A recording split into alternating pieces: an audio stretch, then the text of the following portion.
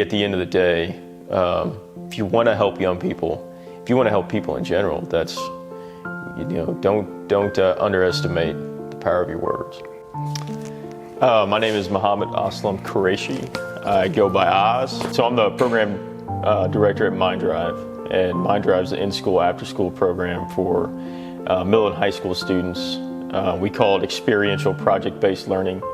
But at the end of the day, we're building electric cars and robots and drones and projects that young people find exciting.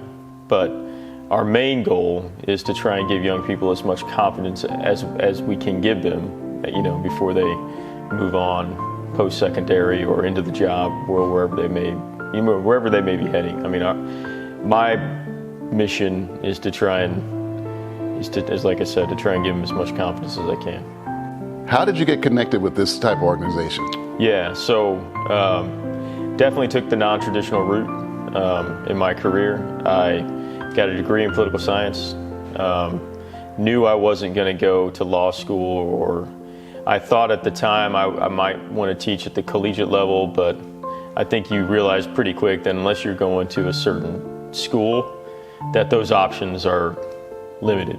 I was looking for a job. I was looking for a job during the day while I was going to school, and there was a job advertisement to teach construction training to at-risk youth, and the term at-risk jumped out at me because I think I probably, I qualify. I would have been considered an at-risk youth as a kid, but that term, having been kind of on the receiving end of that term when I was younger, it was something I was like, well, what are they?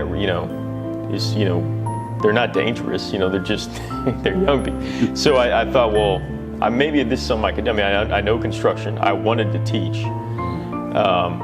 I could tell that I wasn't going to be able to get a college position, so I was also getting a secondary ed certification. I was going for that as well because I thought maybe I could teach social studies. And I remember the counselor at UMKC telling me, well, unless you're willing to coach, you're not going to get a job as a social studies teacher, because the only social studies teachers that we place are ones that that coach. And I played college soccer, but at that time I was like, I can still play. I wasn't really wanting to coach.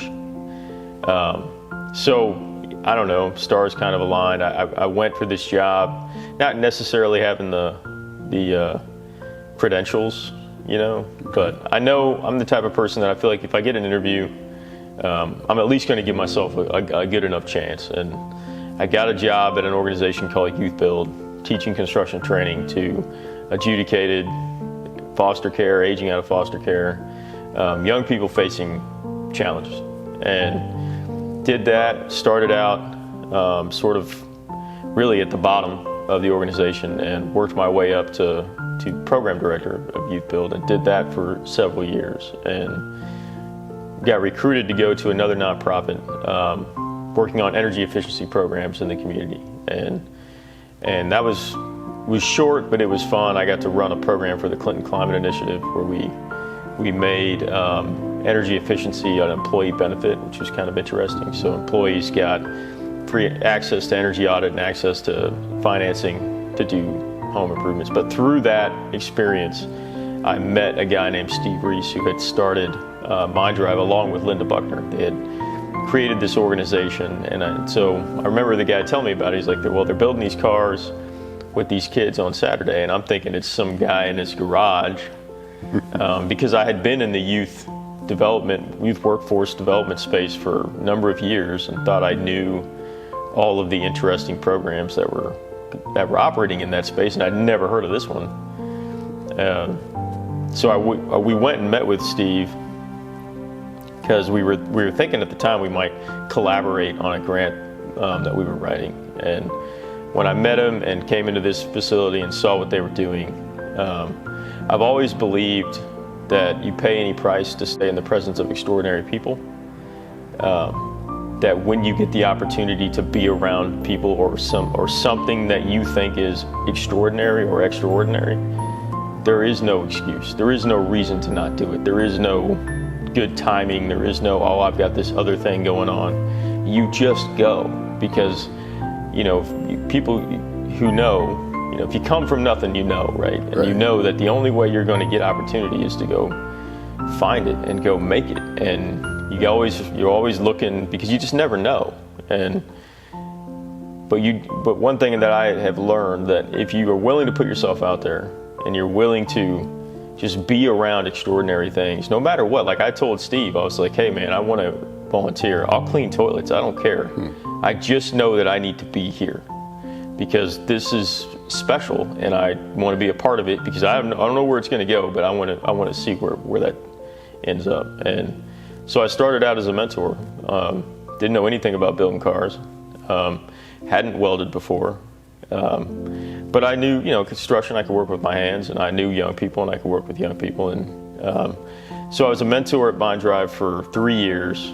And then Steve Reese, the founder, retired, and the organization knew my background and knew my experience working with young people, and asked if I'd be willing to step into this role, and that's how I ended up here. So you end up here. You said a couple of things that kind of stood out to me. You talked about at risk. You talked about coming with no means. What is your story? Yeah, so my situation growing up was not, like a lot of young people, it wasn't great. It was difficult. And being the only, I'm actually biracial. I'm half Pakistani, half American, or half white. But being the only Pakistani, there was another Indian family in the small town that I grew up in, but that was it.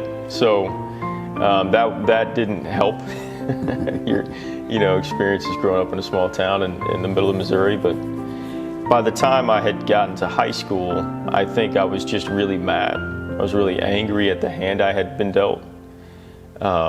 Didn't think that there was that success was an option.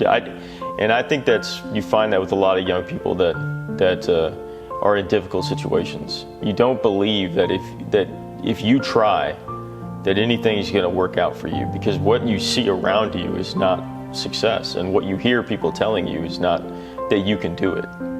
You hear the opposite. So you know what you're supposed to do. You're supposed to pull your pants up. You're supposed to go to class. You're supposed to try and get good grades. You're supposed to work hard. You don't do it because you don't know. You don't do it because you don't believe that if you try, it will make any difference. And that's where I was at. And I was mad at the world, and I was just wanted to do as much damage as I could do. The world had done me wrong, so I'm gonna do the world wrong kind of approach, which is not a healthy one. Right. So started getting in trouble. Got into some trouble, but I had still, for whatever reason, I never stopped playing soccer. And I had a scholarship offer to Central Methodist, and got into some trouble and saw that as a way out of the current trouble that I had found myself in. And so I didn't necessarily go to college, with the right intentions. I was just trying to get out of town because I thought I was going to get, in a very difficult, make a difficult situation even worse. And so my freshman year, didn't go to class, partied a lot, tried to be the campus drug dealer, and basically flunked out. I got a 0.04 GPA. I'm not even sure how. I just remember looking at the grade card at the end of the year, and it said 0.04, and thinking, how did that even, where did the 0.4 come from?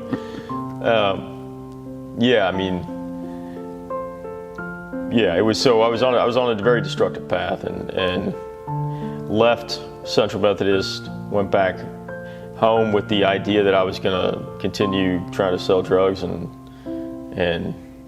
get married to my girlfriend at the time, and that was my plan. So didn't have a lot of plan, didn't have a real strong plan. But some things happened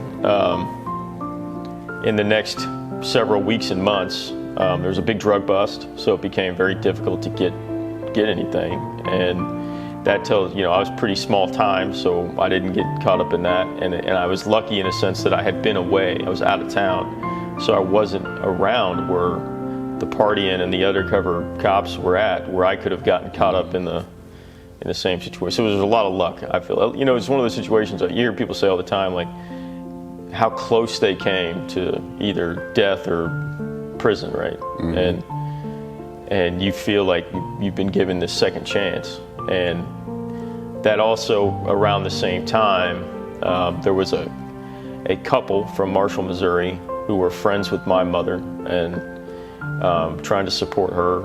And this couple would always check in on me and see how I was doing. And the guy, Greg Tiemann, it was Greg and Marge Tiemann, and Greg Tiemann from Marshall, Missouri was, he would always check in on me to see how I was doing, and I was always just confused by why does this guy care about me and how I'm doing. And he became sort of the first mentor. You want to do as much damage as you could. Yeah. So how do you go from wanting to make damage to actually respecting somebody? So did something happen to make you want to get that respect? I remember him inviting me to his house and me thinking that was just insane. Why would this guy want me to come to his house? Like, that just didn't make sense. And so I kind of put it off, and eventually I finally agreed, all right, fine, I'm gonna go to this guy's house, and he's gonna learn why you don't invite me to be around your family and your kids.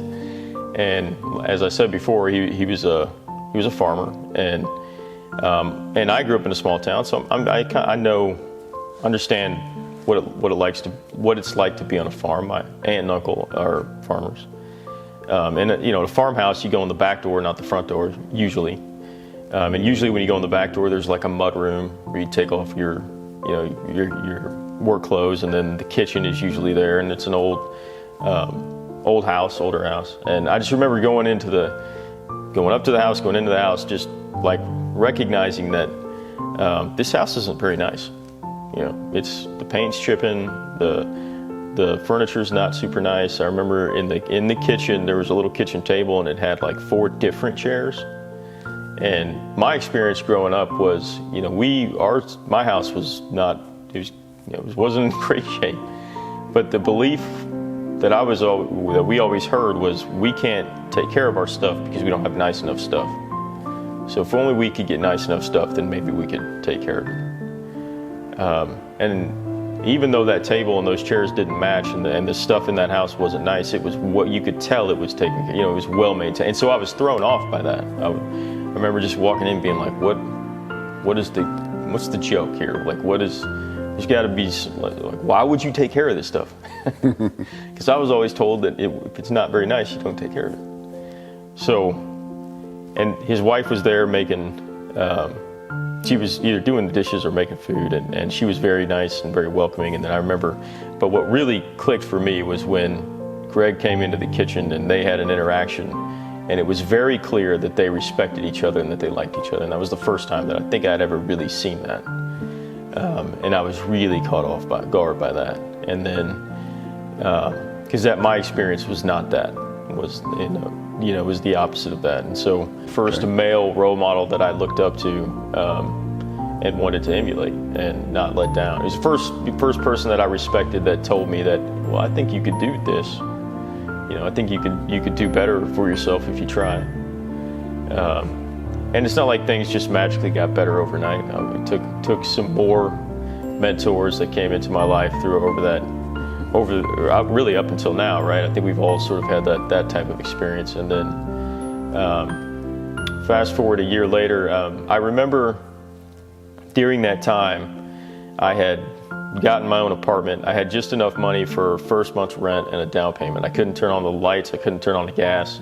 I remember sitting in the middle of the living room with my stuff literally in big black trash bags, thinking, what the hell am I gonna do now?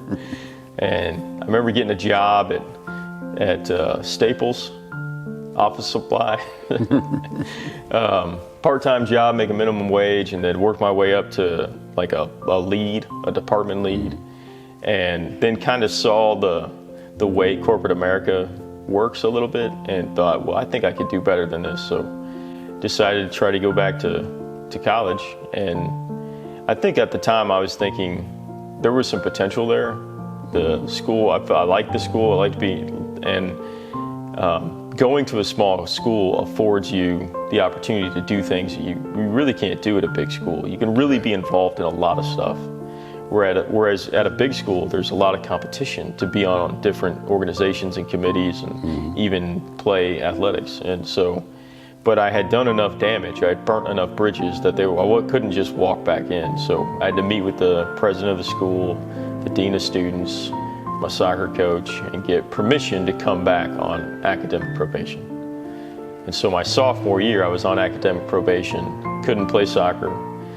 My coach was still skeptical whether or not I was committed, and just had to kind of earn back the trust of the, and then, the same people that I was hanging out with before, they were like, well, why aren't you going out tonight? Like, well, I'm not going out tonight. So the end of my sophomore year, I ended up running and getting elected president of the student body, of student government, Central Methodist. And I don't think the school, because at that time that came with a full ride leadership scholarship. Okay. Yeah, and I was basically on all loans at that point. And I still didn't have a very great GPA, and I still didn't have a stellar reputation, because I still had that first impressions tend to last and linger. So the school actually had them run the election twice. And I take it you won both times? Yeah. Okay. In hopes that maybe the outcome would change. But me and my running mate, we won again, and that was fun. So I remember meeting with the president of the school at the time just to reassure her that I wasn't coming to this with bad intentions. I really wanted to try and do good, and thought I could. And that was interesting, being essentially the voice for an entire group, Gotcha. I mean, I kind of had a little bit of experience with that, right? When you're a minority and you kind of have to speak on behalf of the whole, as if all of us look the same and talk the same and act the same and are into the same things. But that was just interesting, because just learning how the details of how universities work. But I'd also, so my junior year, I was president of student government. I was captain of the soccer team. Got back on the team and got voted to captain. I had a radio show. I was editor of the school paper, and I had a job in my fraternity. So I still wasn't going to class, but it was because I had all these extracurriculars. But I think that's one of the benefits of going to a small school, is you can be involved in a lot of things, whereas if you go into a bigger school, you just can't. So what do you think actually changed that future dope dealer into, I want to get into school and do something very positive? You mentioned the mentor, and there's been several mentors that's been in your life, but what made you connect to that one mentor that made you change, and what was that change? Yeah, and them believing in you, believing in me, and me trusting that they did believe in me, right? Because people will tell young people, oh, I believe in you, I think you can do it, but unless you have that relationship, that connection that a mentor can have, because really in a mentor-mentee relationship, it's respect, right? And as a young person, you respect that person, and you see something in that person that where you think, well, if it works for them, or if it's working out for them, well, maybe it can work for me. And that's the first little glimmer of hope, right? You get, right? And that's kind of where it starts, I feel like, with young people, is you got to give them hope, especially depending on what they've been through. That can be difficult and dangerous, right? Because hope is love is the greatest gift you can give someone. Hope's a pretty good second. And if you're feeling hopeless, then that's a pretty difficult place to be. And once you have that hope that, well, maybe things can be different for me, maybe I can do this, then it's just a matter of finding your confidence, and that's no small task. So for people who are going to see this video, what would you like to say to just the general public, the youth, or even potential sponsors? You never really truly know the impact of your words. I remember being at the very end of my rope, so to speak, just so desperate. And I got a postcard from a mentor. And it said, on the postcard, don't make decisions based on your abilities, make them based on God's abilities. And at the time, I ended up having that postcard framed, because it was the message that I needed. And that person sent that postcard. They didn't know what I was going through. They just thought it'd be a fun postcard to send and say hello. And that was back when we did those kinds of things. Now we've probably been a text message or a GIF or a social media message. But, and even then, even more so then, I mean, I think now we're realizing the power of our words. I mean, I grew up where it was like, don't be a hater. And now it's like, how good of a hater can I be? And I'm so confused by where we went left. But I don't think, you don't really understand don't ever underestimate the impact of your words. As just telling somebody hello, telling somebody they did a good job, or it could be everything that person needs in that moment. And you just never really truly know. And also the flip side of that is you could think that you've got the greatest nugget of information to give someone, and you lay it on them, and crickets, right? Then you get no real response, or you don't feel like you get the response you were looking for, but you don't really truly know in that moment. I mean, anybody who's worked with young people for a long period of time has had someone come back to them and be like, I remember when you told me this. And you're thinking to yourself, I don't remember that day at all. Like, it was something I may have said, but it wasn't like I thought it was. I remember the thing I told you on this one day that I thought was going to change your life, and that's not what they remember. And so I think that it's just, really at the end of the day, if you want to help young people, if you want to help people in general, that's, don't underestimate the power of your words. How can the community help and support what you guys are doing here at Mind Drive? We got to invest in people in a real way. Like going back to the digital divide, we can't just give people access. We got to do the work. We got to do the work necessary to open the door, show them how to come inside, show them how to get up the steps, give them the equipment necessary so they can get caught up to where we're at. Because we got this head start. We're like 50 yards down the road, and we're like, hey, we opened the door, it's all right, you can come in. No, we need to get them up, and it starts by investing in people in a real way. Your time, your money, and get involved. And I think for me, I'm not trying to I know I can't reach 100,000, 1 million. I don't care. If I can do one, that's where I'll start. And if it moves to 2, fine. 3, great. 5, but I'm going to start with 1.